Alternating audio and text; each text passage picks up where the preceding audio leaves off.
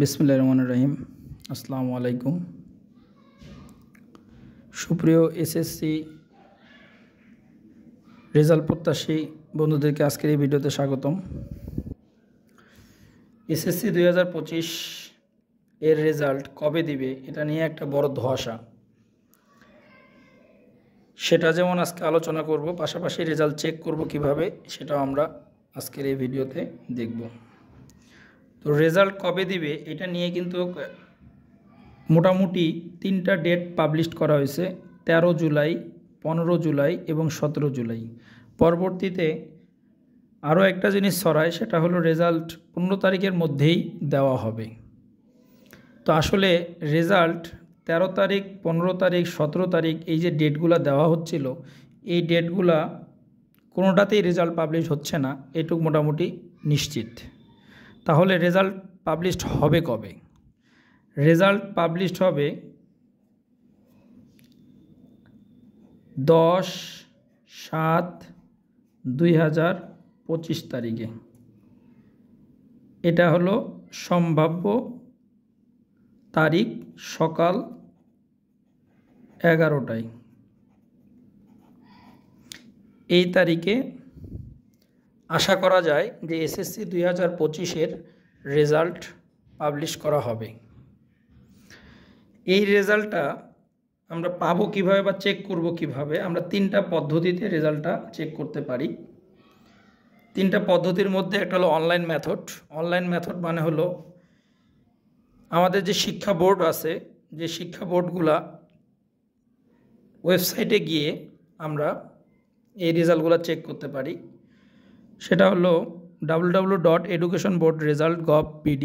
এছাড়াও শিক্ষা বোর্ডের যে নিজস্ব যে ওয়েবসাইট আছে সেখানে ঢুকেও কিন্তু রেজাল্ট চেক করা যাবে, যদিও ওই সময়টাতে অনেক সময় সার্ভার জ্যাম থাকে।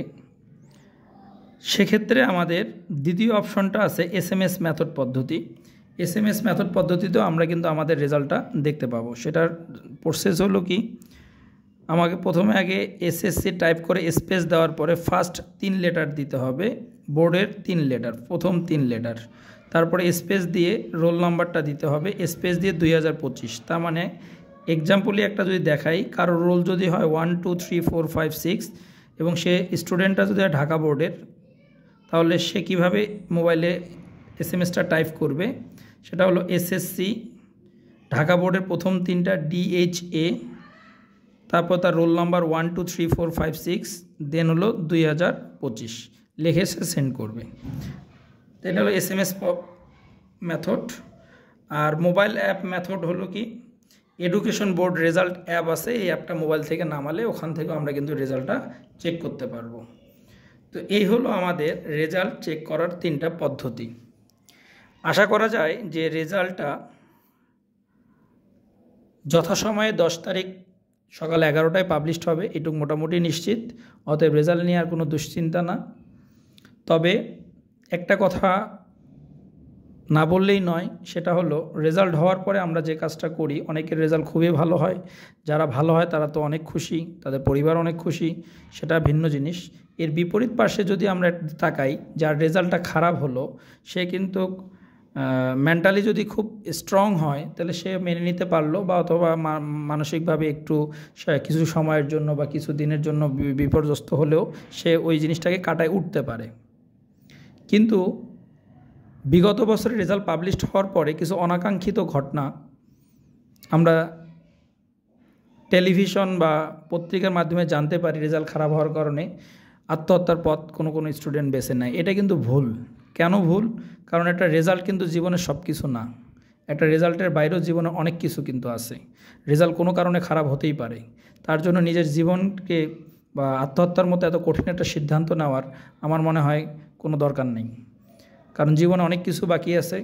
অতএব এই সামান্য এসএসসির একটা রেজাল্ট, যে রেজাল্টটা কোনো কারণে খারাপ হয়ে গেছে, সেটার কারণে নিজের জীবন ঝুঁকিপূর্ণ করা এটা কোনো বুদ্ধিমানের কাজ না। তো আশা করি এই জায়গাগুলো থেকে যাদের রেজাল্ট ভালো হবে তারা তো অনেক খুশি, বা তাদের জন্য শুভকামনা। আর যাদের রেজাল্ট খারাপ হবে তারা যেন যাই করুক এই ধরনের কোনো পথ যেন বেছে না নেয়, এটাই আমি আমার ভিডিওর মাধ্যমে বললাম।